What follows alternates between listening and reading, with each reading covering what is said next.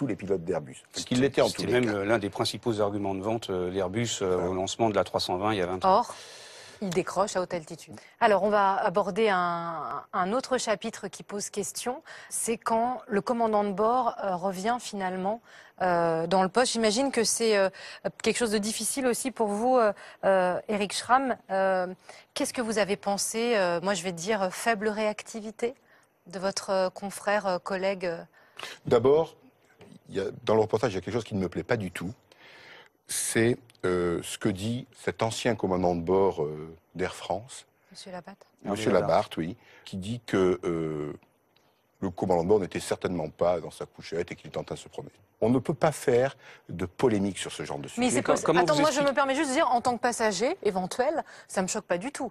Oui, s'il est en repos, s'il peut aller prendre un café, se discuter avec des amis. Vous avez raison, vous avez raison. Sauf que dans le contexte du reportage, c'est quand même un petit peu embêtant. On l'appelle, et il n'entend pas parce qu'il est en train de se promener. Mais comment vous expliquez alors qu'il répond pas? Parce que la couchette est juste derrière. Oui, mais il faut se lever, s'habiller. Juste ça.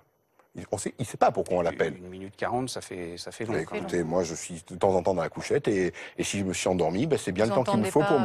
Non, mais même, il faut que je me lève.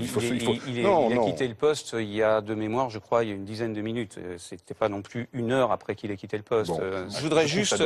On va en reparler. Je laisse la parole à Bernard Vaillot. Mais si vous voulez, moi je trouve qu'on devrait arrêter de parler de ça. Et plutôt... Tout de même, que je vous explique juste le comment du